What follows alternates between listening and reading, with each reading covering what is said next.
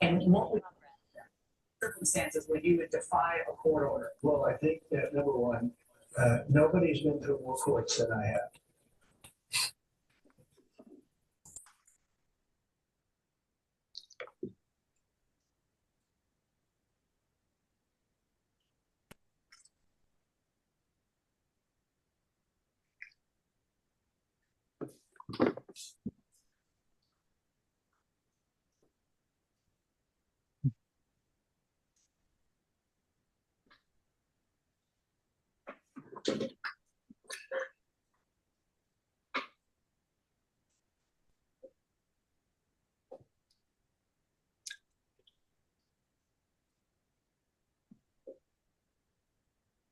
Hmm.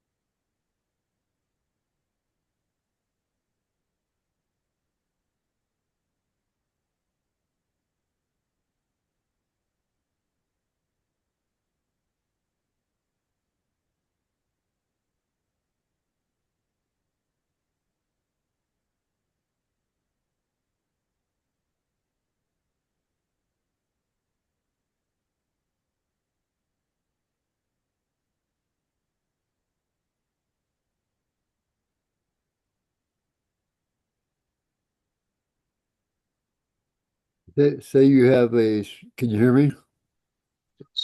Yeah, yeah. Say you have a situation where the body is feeling like pain or uncomfortable sensations. Um, can the awareness of self be uh, strong enough to where the body sensations don't affect you, or can it get to the point where I don't suppose it can get to the point where the body sensations just disappear, the uncomfortable or painful sensations don't just disappear, but you can be unaffected by them. I, anyway, I had a sort of experience like that earlier in the week where I was feeling discomfort, and it seemed like my I was able to withdraw my consciousness within itself to where the pain or discomfort wasn't affecting me. It was almost like it was like not, I could see that the discomfort was not me. I'm just wondering how far that can go. Can you totally do, like when Nisargadatta was going through cancer pain? he realized he was not the pain. He was probably, the body It was was, horrible, horrible pain. I mean, you read the books and he says, like as he's speaking and doing these things, there's no concentration on the pain, but the physical body, as long as you're holding a body, there's going to be it's a disturbance in the five elements. If you stub your toe or you break your hand or something like that, it's not the body that feels pain. You're the feeler. uh, It's like a sensation that's coming through, and oh, there's pain. However, there is quite a bit of difference between pain and suffering. If I break my hand, the pain is there. If I continue to keep paying attention to the hand, oh, the hand is throbbing, oh, my hand really hurts, this and that. That mentation, that getting caught up in thinking, that creating a thinker thinking thoughts about this pain, this is causing suffering. But pain is pain. I mean, I know if you're speaking about too, like there are people who can walk on coals and all that kind of stuff. And these are, again, body-based siddhas within the bubble of illusion and shouldn't be like strived for. As far as if you remain with your selfless self, which it sounds like what you were doing, you say, okay, I'm in some pain, but I withdraw my attention from the pain and put my attention on myself. That center, that just I presence. Then yes, it's not that the pain will be less, it's that the attention is not on this pain. Because pain is usually just a sharp boom. That's it. It's pain. And it comes and goes. But when you're remaining with your selfless self, especially if you're diverting your attention,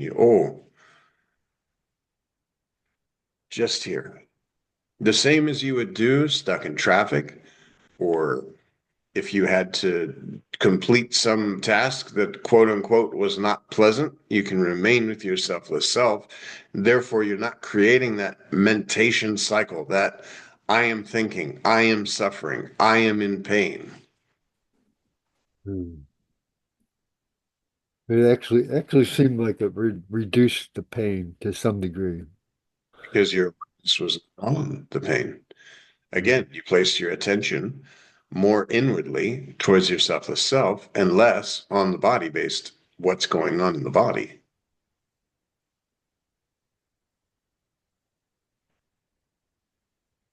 But as far as like you say, oh, I'm not body, I was not body, and then somebody like burns your arm with a match, this Yeah. is going to have pain Yeah. because it's a five elemental body, and the body can be burned, can be cold, can be hot, all these sort of things. When you know yourself in a real sense, there's a knowingness that this is not happening to me, and yet their pain signals are still coming. Like there's, oh, I'm having cold or whatever, or I am being burned, or I hit my toe, or something like this. But it's not that focus on this over and over and over. I am not body, I was not body, I'm not going to remain the body. Same with any kind of anxiety, disturbance in the five elements. You don't pay attention to, oh, I feel nervous, or my heart is beating very fast. I start to pay attention to the heart, and oh, my heart is beating fast. I'm having trouble breathing, whatever, all these things. But yes, it's good that, okay, meditating through, I think there was somebody who came to Ramakant Maharaj, USA, and who asked about meditating through surgery. Uh, they had some procedure done or whatever, and they weren't going to get anesthesia. They were just going to have Mhm. uh, meditation through surgery. And Maharaj is like, this is body. So take care of the body, do what the body needs. If you're in pain, you take painkillers. If you're in serious pain, you go to the doctor. The doctor will take care of the body. And yet, there's a knowingness. I am not this body that's in pain. There's a feeler of the feeling of pain, this formlessness that you are, but it's not actually being affected by this. And that's how Nisargadatta Maharaj, with the cancer, was able to go about his business and do his duties. His body was failing. Like you see pictures of him and the other, as he's like getting older and really getting in that cancer state. You can see the cancer state is definitely attached to the body. But Nisargadatta Maharaj had no doubt, I was not this body. I am not this body. I'm not going to remain this body.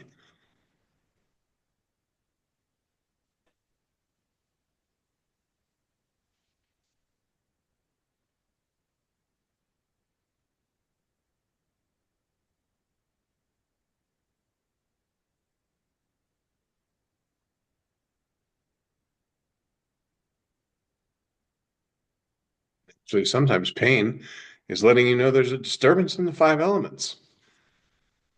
Like you start having a stomach ache and you say, oh, I'm going to meditate through this stomach ache. I'm not going to worry about it. And it keeps persisting. And then finally you say, oh, I got to go. And the doctor says, oh, it's a good thing you came in when you did, because this is something happening to you, a bleeding ulcer or some such thing, or your appendix or whatever. Because the body is a five elemental body, it will experience disturbance. And it's your duty basically to take good care of this body. You only get this body one. That's it. So this experience is happening because this body form's available. You're not attached to the body, but as Maharaj says, do your job, do your duties, take care of your responsibilities. When the body is cold, you put on a coat. When it's hot, you go to the air conditioning. When you stub your toe, you try to maybe take Tylenol, something like that. If it's too much, you go to the doctor to see if maybe this toe is broken. You can't, when you have to go to the bathroom, you can't just meditate and not go to the bathroom. Correct. I mean, you can, but you can actually damage your body doing this. You hold and hold and hold and hold and hold. It's not good. Whatever the body needs, you just do. That's why people who get hung up on like, oh, I have to have no meat and I have to do only vegetarian diet and all this. And Maharaj says, no, whatever the body desires, do desire, but in limitation. Don't sit there and say, well, my body desires 2 cases of beer every night and 4 lines of cocaine. No, because this is not in moderation. This is not something that is, but if at the same time, the body desires chocolate ice cream, okay, eat chocolate ice cream. You don't say, oh, no, I'm so spiritual, I don't eat chocolate ice cream. As a matter of fact, egoistic spirituality is, I can't eat this, I won't eat that, I don't want to eat this or whatever.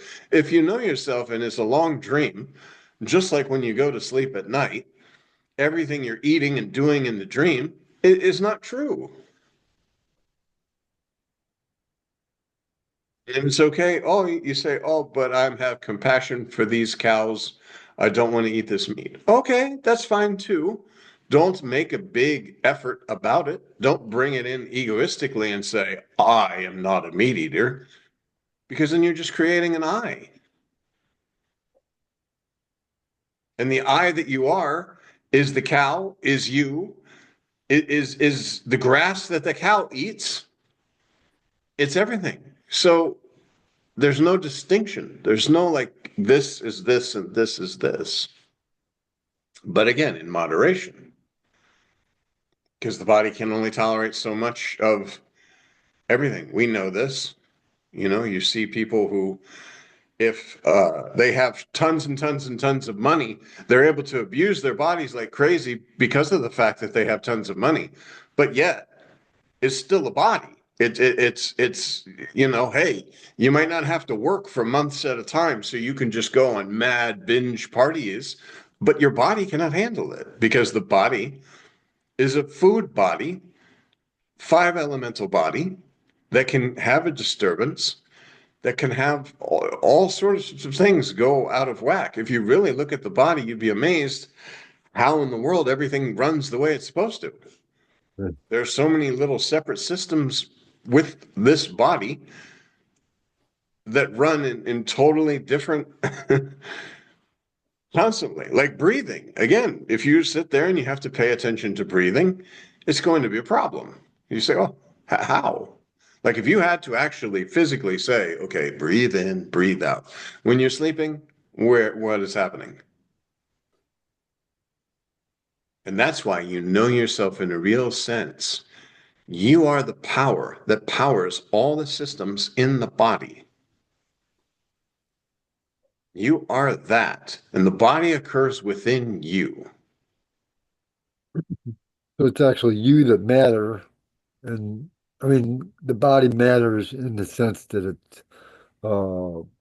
needs to be taken care of. But as far as what really is present is you, and the body is just like something that's passing in the Yeah, dream. you're like the formless passenger operating this body. You could say, like, when you're seeing through these eyes, it's not the body that's seeing through these eyes. The formless passenger, the formless presence, is seeing through these eyes. And that formless presence, when it identifies with a specific body, that's when you say, I am seeing. But there is just formlessness. This body and all the bodies, that's how we talked about before, a funeral. Think about the concept of a funeral where there's dead body, here's a friend or family member, and know that presence is in all of these bodies, looking at that body and saying, oh, that one died. But the presence that was occupying that body form that we're all saying has died is occupying all these other bodies, and it's not like it like suddenly withdrew from that body and oh it's now seeing through my eyes, and now my presence and this dead person's presence are both seeing. No, it's because just as in a dream there is one seer and many forms. Forms are created and destroyed, 5 elemental bodies, and you are the constant. The body factory. 2 pigs get together, make a pig. 2 dogs get together, make a dog. 2 humans get together, make another little human. And presence is all of that.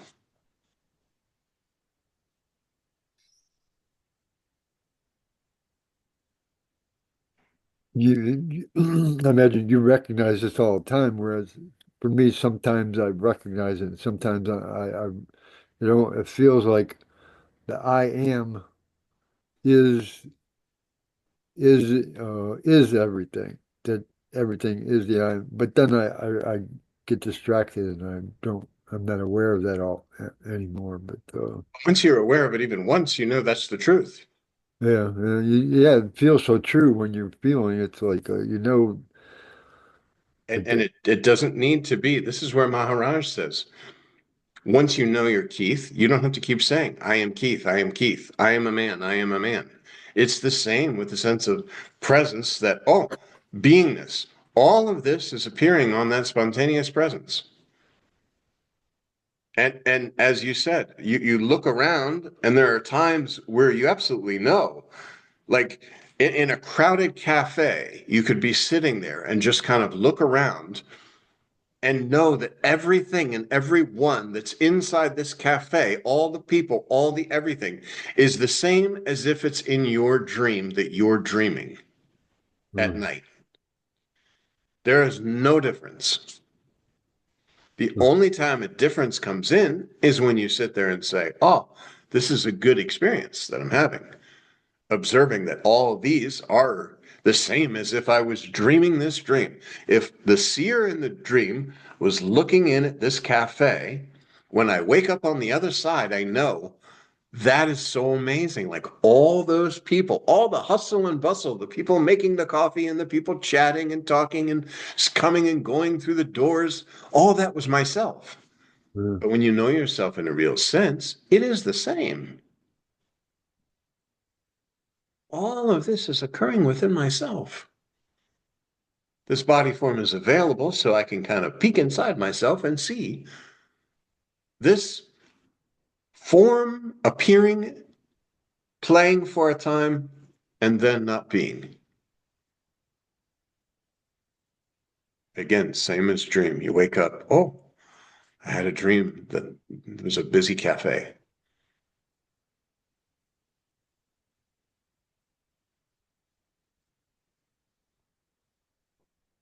And yet when you wake up, body says, oh, I'm hungry. And you don't just say, oh, no, because I know I'm one with formless presence, there is no need to feed this body.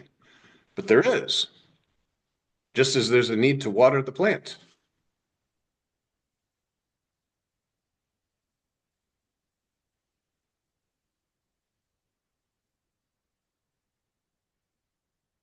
And just as you see you see stuff and you don't feel compelled in one sense, okay, needs come up, but then the needs get satisfied, but you're still um starting to lose track of what I was getting at, but you're still there whether the needs are there or not. They come and go, but you're still there uh without Spontaneous action in the moment. without I needs. want to, I have a desire for some water. Okay. Yeah, I put it down, desire satisfied. yeah. Was it wrong to say I had a desire for water? A desire arose through mind. And I think Maharaj says, like ego and intellect, take action. Action is pick up the water, take a drink. But there's no need to sit there and say, oh, next time I'm thirsty, maybe I'll just meditate and not take a drink. Yeah. I should be able to keep my attention on myself and not have attention on the desire to drink. But see, when you know yourself in a real sense, this is a spontaneous activity. It's no problem. Just You not an issue. still, yeah, it's no issue because there's not a you there that makes decisions or does these things. It is literally just spontaneous action in the moment. Same with your work, with commuting, I mean, with grocery shopping, with everything. It's just spontaneous. And see, the funny thing is, that is how it actually is when you are not creating a thinker thinking thoughts about the current experience or saying, I'm experiencing such and such. And that's where mantra comes in. Because mantra, you can go through an experience, as I've spoken about before with my food poisoning and different things. You can go through an experience without creating an experiencer, and therefore there is no experience. When you're doing that, is the attention like pretty much full on the mantra? Yeah, yeah, yeah. Yeah. You pay attention to the mantra as it's, if you're actually wanting to do the mantra, then you're paying attention to the mantra as it's running. As you're getting more and more into mantra, you just listen to the mantra as it's running through the body, and you'll see that activities are occurring. But there's no sense of doership for these activities because you have not created an experiencer experiencing or a doer doing. That's all done through mind. Oh, I'm doing such and such. Oh, I'm experiencing this. Mm. And that is an extra little add-on, a layer on your presence. And mantra helps to slowly, silently, and permanently remove all the layers, including the layer, I am doing something, or I am doing mantra. That's why when you say, oh, I can listen to mantra running naturally through the body, but I'm not actually doing mantra. It's happening spontaneously. There's no need for me to create a sense of a doer doing the mantra. And that's why also Sri Ramakant Maharaj says the meditator dissolves within the meditation. Because when you first go in and start to meditate, you have the concept of being a meditator, quote, meditating. You are doing some meditation. You are sitting for meditation. And then as you continue in your meditation, to meditate on the meditator and not on the flow of thoughts or anything, because flow of thoughts, okay, there's something observing these thoughts that is separate and apart from the thoughts. So I start, oh, what is this? Who am I? What is this? How, if thoughts are so subtle, how is the observation of thoughts possible? And then if I don't jump in with the thoughts, I notice that I'm more and more able to remain with myself and not get carried away by thoughts or different things that may be occurring or appearing to occur. This just I feeling then is coming. Oh, now my attention is on this. Now, even if I do sit for meditation, I'm meditating with the sense of presence, with the consciousness meditating on consciousness, presence meditating on presence. And after some time, the meditation ceases. The meditator is dissolved within the meditation because there's no longer the concept of a separate meditator, which there wasn't anyway. That's just another layer of illusion that had to be removed. That's why if somebody says, so many people told Sri Ramakant Maharaj, I have trouble meditating, I don't like meditating, meditation is not for me, I have trouble with this and all that. But this is because you're still in the concept of a doer doing meditation. In reality, when you know yourself in a real sense, this is the meditation. Because there's nothing separate and apart. There's scenes arising and falling, the same as when you sat there as a meditator, you started to see thoughts coming and going. Now, this entire world and everything in it is your meditation. So, John, if people unconsciously, without knowing who they are, whatever they are doing, then that is also fine because it is spontaneously they are doing without thinking anything, involved in the worldly activities. If there's no concept of a doer doing, but I mean, just to think that there's no doer can lead you down an egoistic path of, oh, I'm not doing anything, or I'm not doing this. I'm going to go to my job and sit, but I'm not doing. I'm not a doer. There's nothing to be done. So you have to know yourself in a real sense for that spontaneous action literally just arise and fall, just scenes appearing and disappearing. That's why they talk about the renouncer renouncing. If I create the concept of a renouncer and I say, oh, I'm renouncing money, I'm renouncing shelter, or I'm renouncing comforts. Like in the old days, how like Catholic priests would wear like hair kind of vests or whatever that would scratch them because they wanted to renounce comfort. But this is not so good either because there's an egoistic sense of a renouncer renouncing. Mm-hmm. Rather, when you know yourself in a real sense, renunciation is automatic because there's nothing other than your own self. Yeah, spontaneous action. But when you say like know yourself means like body cannot know itself. It's only the self has to know itself. And see, we don't even, in using words, if you're sitting for meditation, there's a sense of presence, and your awareness pays attention to the sense of presence. And then there's identification more with presence than there is with body, which automatically removes world, body knowledge, thought, all these sort of things. As you remain with this I am, this sense of presence, this sense of existence, there is a knowingness that this sense of presence, as subtle as it is also not yourself, because you can observe this.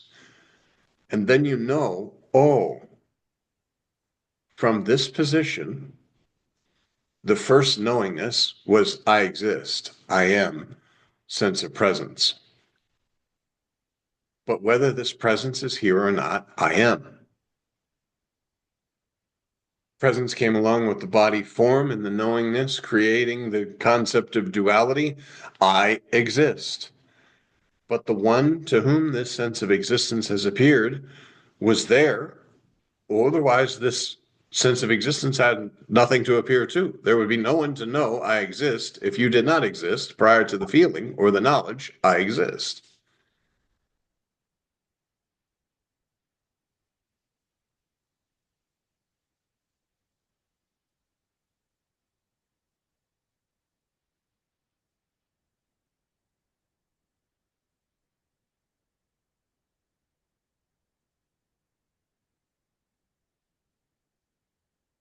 Body doesn't do anything. It's a dead body. Absolutely. Even now, it's a dead body, but because the essence, this body is able to sustain the essence, it's moving and providing power, and you're eating and drinking and all this sort of stuff to provide the body with sustenance. But the body is an inanimate object.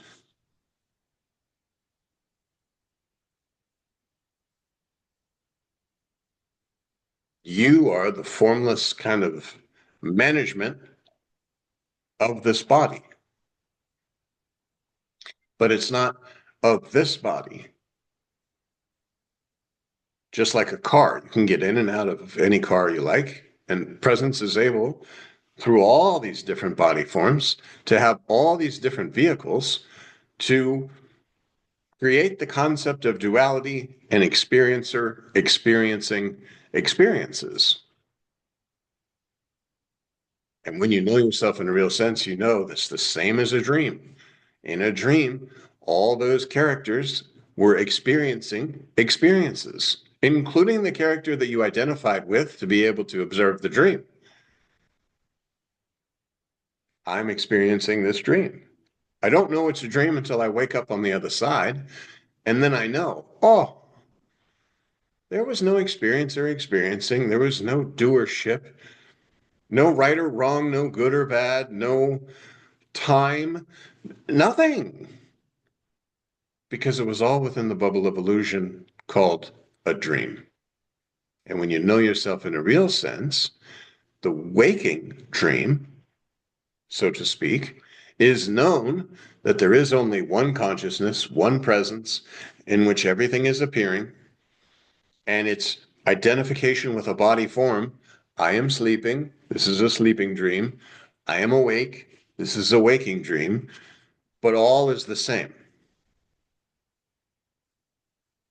Within the waking dream, you're identified with a specific body so that you can have the experience of a world and otherness.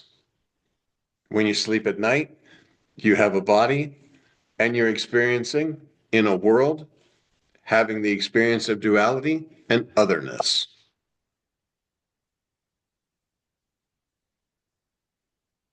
Yet you, the formlessness, if you're dreaming that you're swimming, you're not swimming. And you know this, when you wake up, you're not wet.